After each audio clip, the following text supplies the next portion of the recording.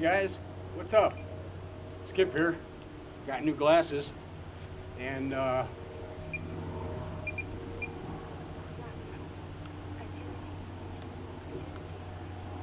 anyway, we've got batteries to check out and test here before we can actually fly them. And I just thought I'd do that here for you this morning. Hold tight. Hey guys, Skip here. As promised, we've got the LiPo RC Direct company here that's sending us these batteries. RCLipoBattery.com, guys. They are built really well. They've got really strong wrap around them. And what we're going to do today is I'm going to test them, charge them, discharge them, check internal voltage readings and all that kind of stuff. Check the internal resistance before and after. And what I'm going to do is do them right out of the box. I have not checked these batteries since I received them. So we're going to do the testing and everything right in front of you guys so that we give a good, honest, accurate review of these batteries. Last year's batteries I checked again, like I said. The same manufacturer, same model basically, except these are upgraded to a 120C as opposed to the 100C from last year. And they're 6000s, so you should get a little bit extra flight time on them as well, not to mention the power boost. But the other batteries from last year have stored all year long, all season, from last fall when I tested them and stored them all the way to this year now when I've done that. And they still have beautiful readings all the way across. I mean, it's at really low internal voltages, just internal resistance readings. Like, they're still 1s and 2s. So I mean, that's just across all cells. That's outstanding. So we're going to test these batteries out and get this going for you, and see you in a short. Okay, so we're just going to get the battery tester that we've got out here and get this thing ready to go. One of the smart testers. Nice little unit. I've used this for a while now. I like the reading because you can see it even in subdued lighting. But this isn't all about Horizon Hobbies products. This is about RCLipoBattery.com and the nice batteries they sent me. And honestly, guys, when you take a look at these things, you'll see the quality that went into these, and it's a heavier, thicker wrap that they usually put on these things. It looks like almost twice the mil, so these wouldn't fall apart so fast and easy. I think they'll take a little bit more abuse.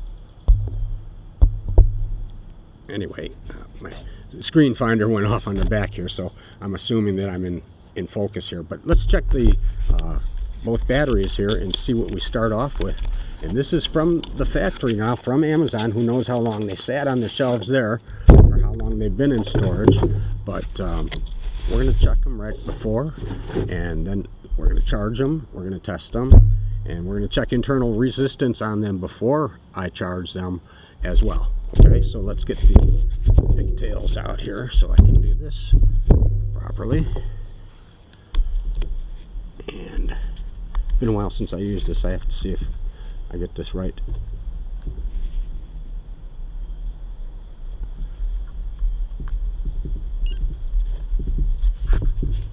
I'll have to flip it around this way here, guys. And this is from the factory storage. They've probably been on the shelves for a while, but you see all the cells are pretty much pretty close. 779, let's say 3.8. Pretty much close to 3.8 all the way across. This one looks in pretty good shape. It's been holding 27%. And we're going to charge this up, check the internal resistance before I do that, and I'll show you. Okay, so let's check the other battery real quick. Nice to have the two different batteries so you have a little comparison, you know, so you know you're not getting just maybe one good one and the other ones might not be. But if they're both pretty good, then and this one here is right in about the same, real close. 16%. This one's down a little bit more, but the voltages are nice and even across. So this probably, they'll both probably take a very nice charge. And we will take a look at the capacity as we're charging them as well to make sure that we're getting what we're supposed to get. Now, considering the voltage that's still on the battery, you probably won't get 6000. I might get, you know, the ideal thing is that they're half voltage, you know, half capacity when you store them. Then when you charge that, this should already have like about 3000. You would want to get another 3000. or plus. In most cases on a newer battery you get the plus. So we'll see how we do with this and how many extra milliamp hours we can add to them to top them off. And then I will discharge them to a safe discharge voltage storage capacity, and we'll see how many milliamp hours we got out of each battery then as well. Okay, hold tight, I'll speed this up and won't make you watch all that, but we'll be doing it. See you in a short. Alright guys, I've got the batteries hooked up here, both of them, and we're using the X2AC AC-DC actually, but we're not using the DC. We could take this out to the field and hook it up, but we're not going to do that. What we're going to do right now, we're going to check the voltage on both batteries again, just to see if we have the consistency with that meter. And let's see if we can get an angle on this so we can see, you guys can see this without the glare, hopefully. Okay, the top cell, number 1 cell, is showing about the same as the meter.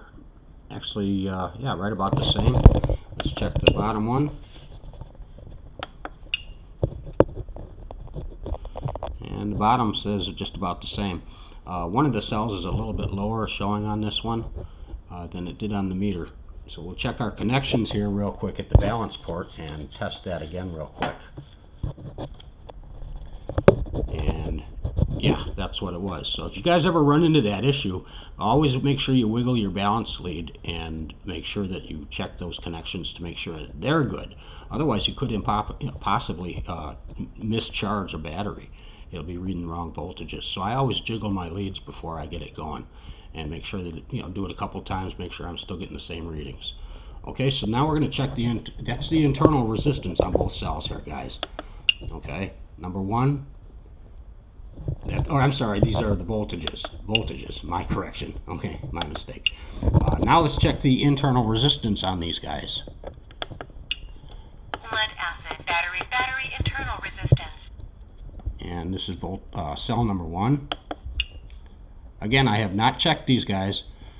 We are at 4s across the board on the top of this one.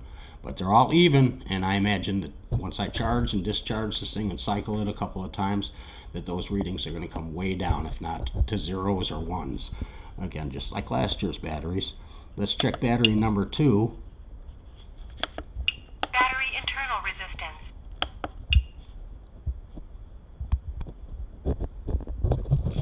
And we've got one cell says 9. 94544. So we'll keep an eye on that thing and check it again. In fact, let me check that again real quick right now. Do our balance lead again here. Check our connections and try that again. 944344. All right, we're going to work the leads a little bit, and then we're going to come back and try this again. Okay, guys, it appears like I had some connections there that I cleaned up a little bit, so let's check that one more time here. Double test the top here real quick. Make sure it's staying the same. Top is still good. Got a 5 in there, but that's okay. A little variance is going to be normal. Let's check the bottom one here with the resistance again.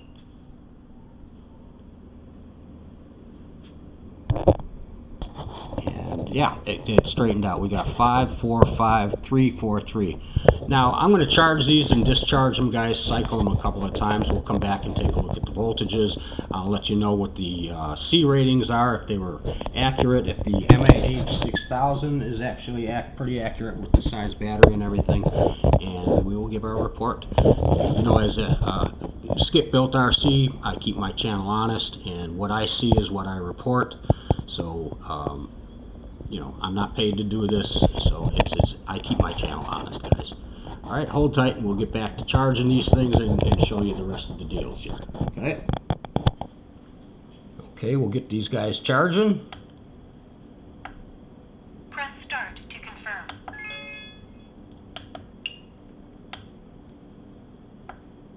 Press start to confirm. And away we go. And bring it up here so we can keep the balance voltages, and we'll be monitoring these batteries throughout the day. Okay, and this afternoon when I test them all out and have ran them cycled them a couple of times, then we know that they should be ready to take out and fly pretty soon. Okay. Both batteries are taking a nice full charge and evenly. You can see the voltages down here. Same time just about on each. They're both charging at about the same rate, and the voltages are the same. And the cells are balancing out nicely. Remember, one cell was discharged a little more than the other. But they're both taking the same amount, so one battery will take a little bit more than the other, but I have no doubt that they're going to both be fully charged and up to capacity when I'm done with this test. The cells are balanced. They're taking a nice balanced, even charge across all 6 on each. Alright guys, as you see, battery A is finished up with 25.19. It did say 2.0 5 minutes ago, but one battery is still catching up because the voltage was lower on it. You see we got 3058 milliamps on the one that actually had a pretty decent storage charge on it already. The one that was down in the 3.7s, the high 3.7s, is almost done here, and it already has 3,379, almost 3,400 milliamp extras on there. So just that little bit of milliamp difference between the two batteries in the storage charge is pretty significant. I have a feeling these batteries are going to really hold up pretty good. In the meantime, while we're letting this one finish, I will check out the dimensions on this battery so you guys get an idea here. And measuring from the end of the wrap and where the wires start coming out to the end of the battery is about 160 millimeters, or 16 centimeters.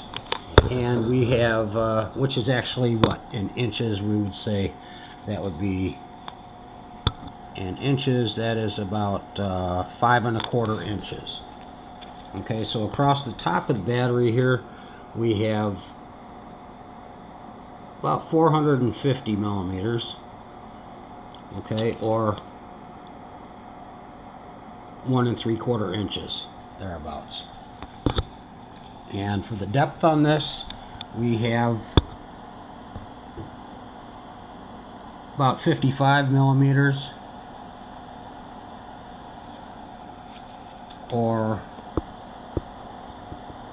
2 1/4 inches.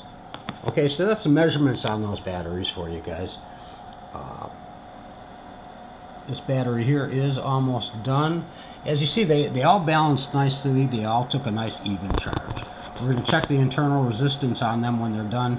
As I stated before, when a battery is properly stored at about half its voltage, 50% capacity, then on a 6000 you should get about 3000 milliamp hours, plus or minus a little bit. In this case it was a plus, because we got an extra 58 milliamp hours into this one. So it was just a little under 50% when I checked it. This one here was down about, what did I say? It was 16% or so, something like that. But this one was lower. In all actuality, 3.74 to 3.78. One was a 3.79 on the cell.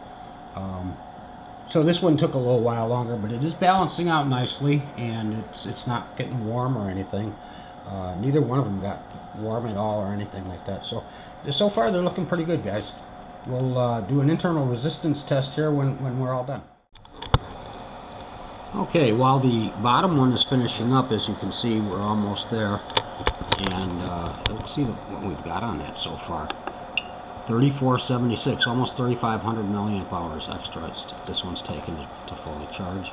Let's go up to the top here and check the internal resistance on this one. System setting. Battery internal resistance.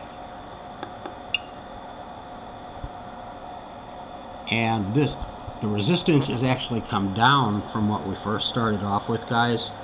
That is really pretty good.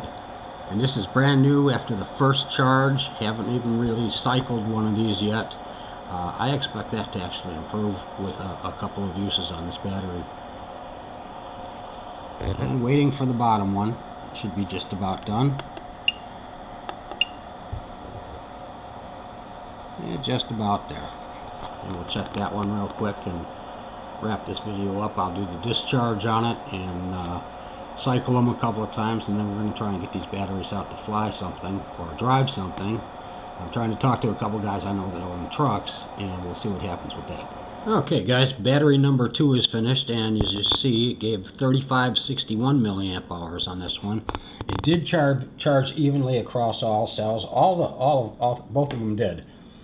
Didn't have any problems or complications in the charge process whatsoever, other than it is important to make sure that your connections are clean and your balance ports. Obviously, mine needed to be cleaned a little bit. I had to work them back in and out to get the proper steady, even readings, and to make sure that they were correct. So I did that a few times. Once they cleaned up and stuff, I could test them a few different times and they stayed the same. Alright, so hold tight for a second here, and we're going to check the internal resistance on this battery as well and see how it fared. Systems battery internal resistance. And this one came out real nice too. 323. I mean, both batteries very consistent with each other. I would not have a problem with running these together if you had to run a 12S or dual fans. I'm going to be using these primarily probably in one or two jets, the Su-30 and possibly my airliner if I can get out there this year with these things. Otherwise, probably in my Draco or the Carbon Z Cub, some of those larger planes, the full-size P-51 Mustang, the FMS model. These would be just prime for those. Or the big T-28 Trojan, the Carbon Z, perfect batteries for that plane. All right, guys, that pretty much wraps it up. The readings and everything, I'm very impressed with these and the amount of current that they actually took, the storage and everything that they're capable of doing. They look like they're going to be really good batteries. Remember, these are 12 gauge, not 12 gauge, but 10 gauge, 10 AUG cables here. Nice silicone, soft, flexible, very, very nicely built batteries, guys. The dimensions are true and consistent with each other, so you know they're going to fit. The weight is approximately, I mean, within plus or minus a gram, if that. The weights on each battery are about the same. I didn't do that. I should have brought the scale out, but I did test them earlier and checked them both, and they were both pretty much in par with each other. So I could swap these batteries with another battery and put it in the same spot, and I'd still get the same results with my CG. All right, I have to, at this point, guys, I honestly got to give these batteries a thumbs up. You know, I don't try to cloud any judgments or anything out there. This is my opinion. I do like these batteries. I think they'll perform well for you. And from Skip Built RC, I've got to give them a thumbs up. I don't lie on my reviews, guys. I showed you the entire process. I know this was a fairly lengthy video, but I did want to show you everything. And everything I saw is what you saw. So I keep it honest, guys. I like to keep my subscribers. Thanks again for watching. You guys have a wonderful week. Wonderful weekend, the rest of, and we'll catch you later. I'll get these things out flying, and we'll finish our review. Bye for now.